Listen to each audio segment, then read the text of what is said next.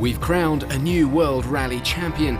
2 rallies remain, and from here on in, it's all about pride.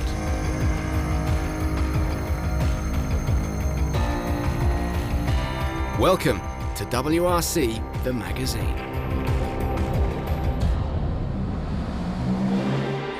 Coming up in the programme, we hear from the drivers as they prepare for the mixed surface event of the RACC Rally d'Espana. A difficult rally because we have to switch between tarmac and gravel mode on the last day. We sit down with Spain's most successful rally driver ever, Carlos Sainz, for a look back over his spectacular career. Really so thankful for life, for rallying. To be able to drive a car is my passion and I really enjoy it. And find out how the M Sport World Rally Team restaurant serves up over 1,500 meals at each WRC event. Before all that, Rally France, home to Sébastien Loeb and the place where he has sealed 2 of his drivers' championships, would once again steal all the headlines as the WRC and thousands of fans prepared to say goodbye to the most successful drivers' champion in the history of motorsport.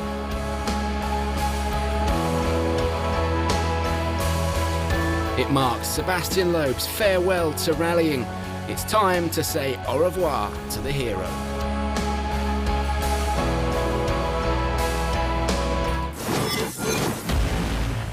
Instantly welcome in another. Sébastien Ogier arrived in France to a hero's welcome, the driver's title just 1 point away. Closest rival Thierry Neuville had to take maximum points on every power stage and rally for the remainder of the year to stop Ogier's title bid. In an unusual twist to the running order, the power stage was the opening test to Rally France. Neuville's opening split showed the Belgian was well on the pace, but by the end of 4.5 kilometres, he only managed second fastest through. And with that, Sébastien Ogier was confirmed as the 2013 Drivers' World Rally Champion.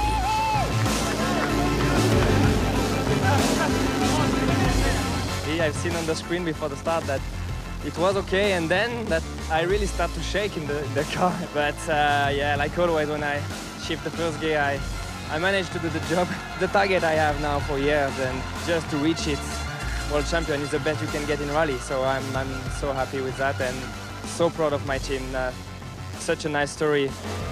The championship may have been wrapped up, but there was still a job to be done. 3 more full days of rallying, and after the emotions of Thursday night, Ogier spent most of Friday trying to get back into a rhythm. It didn't come, and he ended day 2 5th, nearly 30 seconds adrift of the leader.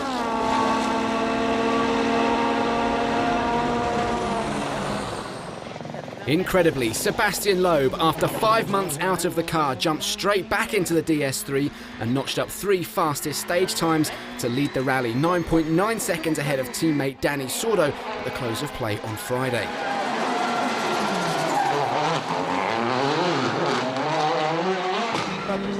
Saturday brought about a tyre war. With the stages changing between dry and wet conditions, choosing the right compound was critical. Thierry Neuville was the man who revelled, taking the lead on Saturday morning before a mistake on stage 11 resulted in a puncture and he dropped over a minute. While Loeb, who had made the wrong tyre choice, dropped to 4th. All this left Dani Sordo clear to pick up the pieces and take the rally lead.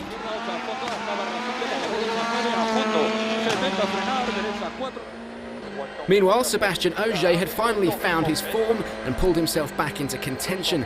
The top 4, Dani Sordo, Jari-Matti Latvala, Sébastien Loeb and Sébastien Ogier, were now all covered by just 5 seconds.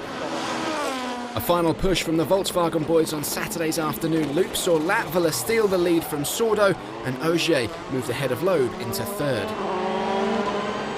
This had turned into a classic WRC battle. Slippery conditions greeted the drivers on Sunday morning, and with just 6 stages left to run, it was anyone's guess. But what happened next was not in the script.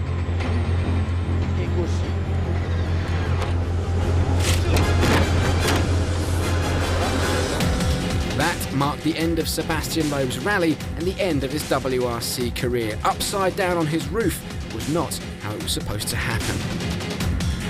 Back out on the stages, it was the new hero and 2013 World Drivers' Champion Sebastian Ogier who looked most comfortable in the difficult conditions. He leapt into the top spot on the opening test of the day and stayed there to add to Thursday night's Drivers' Championship celebrations with a win on home soil.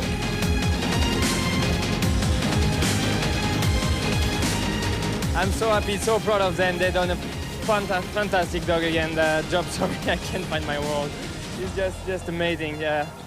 As the first season, we get everything. We get the title, we get a bonus of even more victory here in France with so much people, and now we get so close to the manufacturer title, so I'm so happy. Win number 7 of the year for Ogier, over 12 seconds clear of Sordo in second, with Jari-Matti Latvala closing out the top 3 for Volkswagen in France. Sebastian Ogier can no longer be caught in the race for the driver's title. He is the 2013 World Rally Champion, but the fight is on for the runner-up spot. Just 26 points separates Latvala, Neuville and Sordo. It's looking good for Volkswagen in the manufacturer's standings, now 80 points clear of Citroën. They can wrap up the constructors' title in Spain. And so, with a new Drivers' World Champion crowned, we move on to round 12 and Spain for the RACC Rally d'Espana. 2013 marks the 22nd running of Rally Spain in the WRC. Over the years, the rally has grown and grown in popularity, with fans from across Europe making the trip to the tarmac stages that have made it so famous.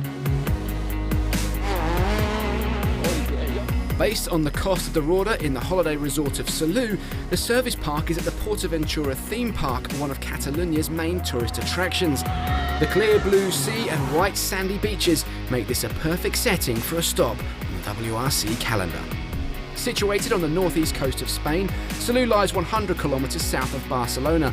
The rally takes in a total of 356 competitive kilometres spread over 3 days. After the opening ceremony on Friday in the city of Barcelona, the teams head out for 3 tarmac evening stages en route back to service. The spectacularly fast El Montmel is one to watch. Day 2 marks the first full day of rallying with a total of 6 stages and 156 kilometres, including the mammoth 42 kilometres of El Priorat, while stage 8 Col de Joux represents Rally Spain's power stage. Day 3 on Sunday sees a switch to gravel, a total of 6 stages and 139 kilometres to the finish. Rally Spain has always provided an intoxicating mix of fast-flowing roads lined with some of the world's most enthusiastic fans. Since 1991, the daunting stages of Catalonia have been home to this classic event, making these sections of tarmac some of the most recognisable in the world. The roads are more racing and really, for me, more enjoyable to drive. Really nice, smooth road. There's no bumps or anything really, so it's really like racing all the time. The roads stay more clean all the time, and it's much more like circuit style driving all the time. It's different, and you have no cut basically. Most of the places it's concrete or just a barrier on the side. You have nice flowing roads. Grip level is different. It's a faster rally, at least some sections of it, and wider roads. So it's a totally different type of tarmac rally. The tarmac stays clean. You can pick up the racing line, and really the lines over there is affecting for the performance more than how you manage to do the cuts. Or no, it's a poor tarmac driving. In 2010, the rally returned to its original roots as a mixed service event incorporating tarmac and gravel. This year sees Friday and Saturday's tests on full tarmac and the final day on Sunday switching to gravel. It will be a difficult rally because we have to switch between tarmac and gravel mode on the last day, and yeah, this is something you need to be well prepared. The switch to gravel on the final day has caused somewhat of a stir amongst the teams, as the cars will start Sunday morning stages in classification order. That means whoever is leading the rally will be first on the road and have to road sweep. As a result, we could see a return of yesteryear's slowing down road order tactics on Saturday night. Rally Spain has quite simply been dominated by the now retired 9 times world champion Sebastian Loeb.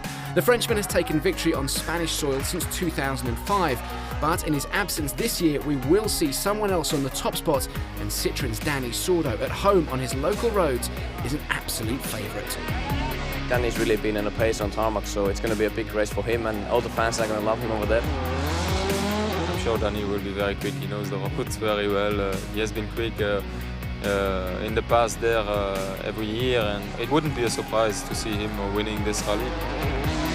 This rally is always special, no? Because it's the event in Spain, and a lot of supporters come to this rally to see the rally, to support me, and it's really good. And I want to try to win the rally one year in Spain. I will try to enjoy, and the stages are really nice. Danny will have his work cut out stopping the Volkswagen boys of Ogier and Latvala, and of course M Sport's tarmac weapon Thierry Neuville. We'll return to our preview of Rally Spain later in the programme. After the break, we catch up with El Matador himself. Spanish legend Carlos Sainz takes us back through his 2-decade rallying career. And find out how the teams will change the cars from tarmac to full gravel spec in just 75 minutes on Saturday night in Spain. Don't go away. Welcome back to WRC the magazine. Still to come, we go behind the scenes with M Sport's catering corps and find out how in Spain the rally cars will transform from this to this in just 75 minutes.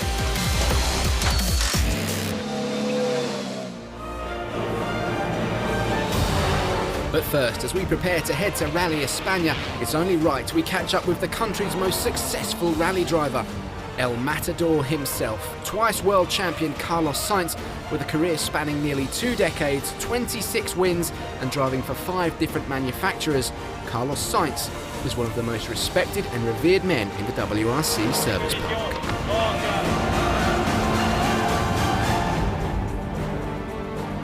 He had in a way, amazingly long career, and all his career he was able to win rallies all the way through. Carlos was a big star in the world, in Spain. He helped me a little bit at the beginning with Citroen and the small car, and was really a pleasure to work with him before. After competing privately on a number of World Championship events in the late 80s, Carlos's incredible natural talent was recognised by Toyota Team Europe. And in 1989, he began driving for them, with the first victory arriving on the Acropolis Rally just 1 year later. You know, we were close many times, and then suddenly, bang, the victory came, and then it was like a big. Finally, we got the first victory. It was very nice. It was great. It was a good memory from the first victory. I think you never forget that. The success continued to come, and the very same year, Carlos celebrated his first of 2 Drivers' World Rally Championships. At that time, we were, staying away from home for many days. Finally, we won the championship. The memory you can imagine. You must think that in Spain, nobody before was winning a world championship in motorsport, in cars, in Formula One or rallying or whatever. It was a very nice moment, a lot of friends, a lot of people celebrating, and it was really obviously a good memory from that time. 1992 brought 4 more rally wins, including the Safari Rally, culminating in his second driver's title. What had become clear was his ability to test and develop a car to get the very best out of it.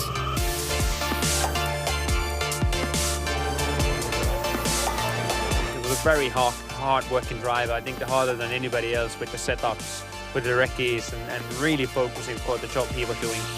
It should have been another title in 1998 with the Toyota Corolla, but in what has since become one of the most famous and heart-wrenching scenes from any WRC event, the engine expired just 500 metres from the end of the final stage of the final rally of the year, and the championship slipped away. Of course, it was not a nice moment. It was a difficult moment, but it made me stronger as a driver. It made me stronger as a person, and I'm still so lucky to achieve my dreams. And I'm in one piece. I'm healthy, a fantastic family. I cannot ask for more. I'm really so thankful for life, for rallying. Be able to drive a car is my passion and I really enjoy it. Carlos joined Ford from 2000 to 2002. Despite only taking 2 wins, his ability to develop the new Ford Focus was what was key for the manufacturer. After a further 3 years with Citroën, he retired at the end of 2005, but has since been working with Volkswagen and been pivotal in developing the now dominant Polo WRC. Legend, 2-time world champion, and now he's still involved with us in Volkswagen, and last year he was in the car to develop and to help us, and that was very impressive to see how motivated he is still, and I have big respect for him. There's no questioning Carlos's motivation and passion. Motorsport is in his blood, and he intends to be around the sport for a long time yet. I will always be in touch with rallying, and now I'm lucky I have the possibility to help such a good team, a great team, but I don't know until when. I need to speak with Volkswagen to see now that the team is working, they don't need me anymore, so I don't know what is the next step. Obviously I will be happy to continue helping them, but we will see. My heart will always be in rallying, that is for sure. When you think of the ingredients of a World Rally Championship team, you first think of the drivers, then perhaps the cars, the mechanics and engineers, and the team management. A modern WRC team is made up of well over 200 people, and every single person within that team needs one thing: food. Breakfast, lunch and dinner. Have you ever wondered how over the course of a full week all of these people are fed? At the M Sport World Rally Team, the answer to that question is simple. Mick the chef. Yeah, Mick is very important. He's the chef, he do the cooking, and at the same time, sometimes he has some good advice, he can do the strategy for the team as well. So we cannot be without him, it would be a disaster. If it's the team, so I don't know how we can drive without the food, so he's very important, no question. He makes very good food. He's always smiling, so if you feel a bit down, you just walk into the kitchen, you say, "Hi boss, how are you?" Then you know he has the greatest stories. I think probably half of them are true, but it's good fun anyway. Surrounded by his team of crack kitchen professionals, Mick can feed up to 800 mouths per day per event. M Sport's bespoke kitchen unit is where the magic happens. And don't be fooled into thinking that this is just sandwiches and squash.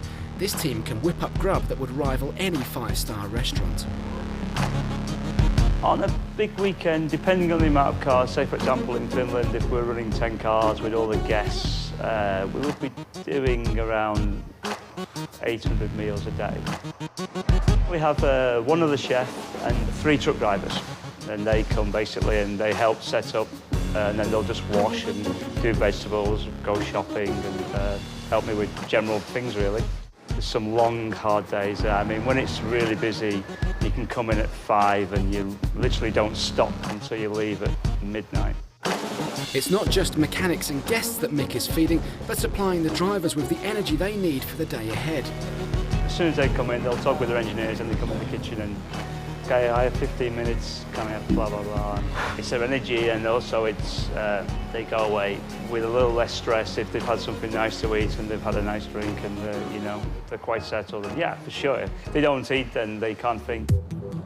Away from the comforts of the hospitality unit, WRC services are often held in remote locations. In the case of Rally France, it was 80 kilometres away from Rally HQ in the town of Colmar. And when service moves, the kitchen, albeit a scaled-down version, has to move as well. There are always mouths to feed. Here we are at remote service. Today we brought our kitchen all the way here in our truck and van. We're here to feed 120 people, mechanics, drivers, junior drivers, of course our drivers and the press. Today on the menu, we've got some beef bourguignon, sweet chilli, that's Jerry's favourite. We have a chicken with a mushroom sauce for the mechanics, bolognese and carbonara, that's my couple of hours, and then back to Service Park to make evening meal. So a busy afternoon for us. Incredibly, over the rally weekend in France, over 1,500 meals were served, making Mick the chef and his crew just one of the key elements to the successful running of the M Sport World Rally Team. Still to come, we find out how the WRC Support Series got on in France. And we continue our look ahead to the daunting RACC Rally d'Espana. Don't go away. Welcome back to WRC, the magazine. Still to come, we find out how a rally car is transformed from tarmac to gravel spec in just 75 minutes. And we hear from the drivers before the final asphalt assault of the year.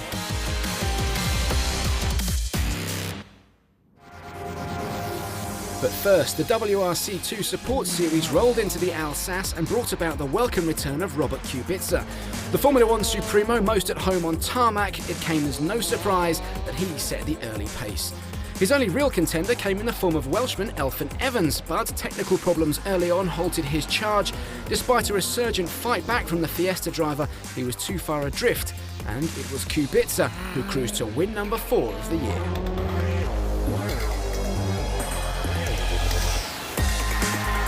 It's been a good result also for us, so we come back home with a lot of knowledge, a lot of more experience, and a lot of more points, which is good.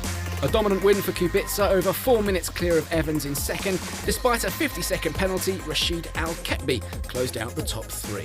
Kubica now stands 8 points clear of Abdulaziz Al-Khawari in the championship, and with the Qatari making his WRC debut in Spain, a win for Robert Kubica will see him crowned WRC2 champion. Also in France, with a junior WRC and Sweden's Pontus Tiedemund had a dream weekend, he went on to wrap up the 2013 junior title in his Hankook-shod Fiesta R2. The Swedish driver's consistency was once again the key to success. While others struggled around him, Tiedemund kept it neat and tidy to take win number 3 of the year and crown himself 2013 junior champion. I'm really happy with that because it's really hard competition here in this class, and without Ola, my co-driver, I couldn't do so good results, and it's a lot of people who are helping me, and good win, it's just fantastic. Confirmation of Tiedemund's win. A fantastic weekend too for junior WRC debutant Hugo Arellano in second, with gearbox problems dropping Jure Lemez to third. So Pontus Tiedemund is your junior WRC champion, but the battle for the runner-up spot will be decided next time out in Spain. As the teams and drivers prepare for the final tarmac test of the year, Rally Spain provides them with one extra challenge. Switching from tarmac roads to gravel stages on Sunday means that the cars need to be converted from sleek, stiff, road-going racers to higher, softer off-road machines. Not only does this have to be done on event, but also during Saturday night's 75-minute time-restricted flexi service. Basically, you just change the whole transmission, the whole suspension, so it's quite a lot of work. We do it from one weekend to another, so sometimes it's good fun to do it from one day to another. We have to change the conditions quite quickly, and it will be the same for everybody, so it will be very interesting to see how the drivers will adapt from tarmac to gravel. In just 1 hour and 15 minutes, the teams have to change the suspension, brakes, transmission, differentials, steering rack, and of course bolt on gravel wheels and tyres. It is a massive undertaking, so just how do they do it?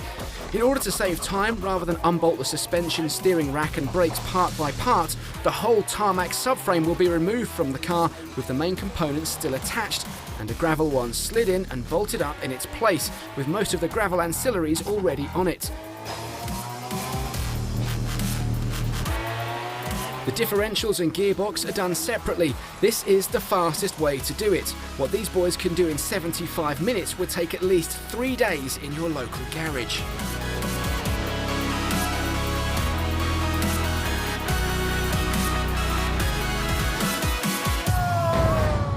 Once back to gravel spec, the rest is down to the drivers.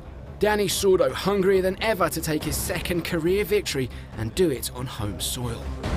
I will try to do my best there and try to be the fastest in the stages, and after I really want to win this rally if I can, But there is an army of drivers behind him who want it just as much.